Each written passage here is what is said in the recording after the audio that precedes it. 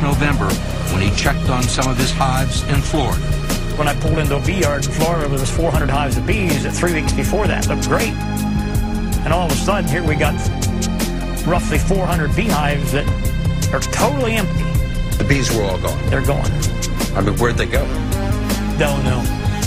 I mean, I literally got down and crawled around. I mean, seriously, I got down on my hands and knees and crawled around. And then there's no dead bees. There are no dead bees anywhere. I mean, you can't find any bees. They flew off someplace. And never came back? Never came home. Had you ever seen that before? No.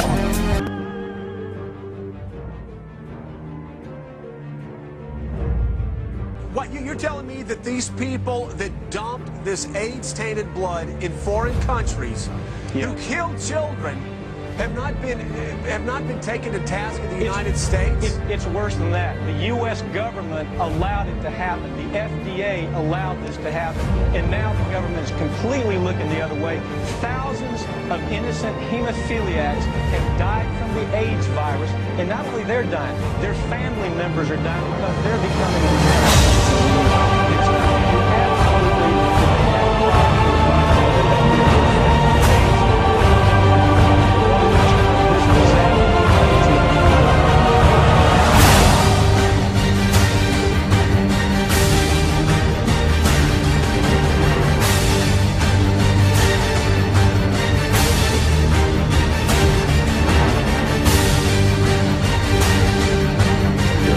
Monday's earthquake in western China was the 25th significant earthquake this year.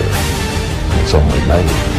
In 2003, the USGS listed more than 70 significant earthquakes, more than the total number for the 70s, 80s, or the 90s.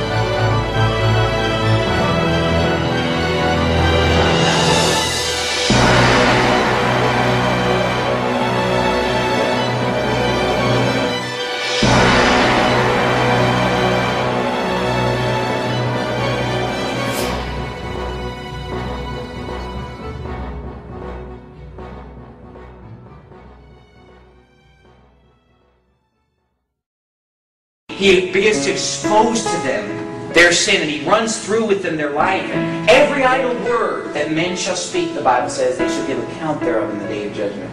Every time they said something wicked, every time they said something ungodly, every time they committed a sin against God, it's going to be put forth as evidence against them. Say, why do people go to hell? Because they're sinners, because they've lied, because they've murdered, because they've stolen, because they've thought dirty thoughts, because they've committed adultery physically or in their heart. And so all those sins will be listed off. Angels will come and separate the wicked from among the just. Verse 50, and cast them into the furnace of fire. There will be wailing and gnashing of teeth. You know how people say, well, I have my hell here. You ever heard someone say that? You know, it's just like hearing fingernails on a blackboard. When someone says that it's hell to live here, I think, you know, on the blackboard, if you only knew what you were saying. This is such a small glimmer. Pain that we feel now, emotional duress and depression and the bitterness of having the growing anger over sin that we don't deal with in our life is just a foretaste of the horrors. The torturers of life are just a foretaste of the horrors of hell.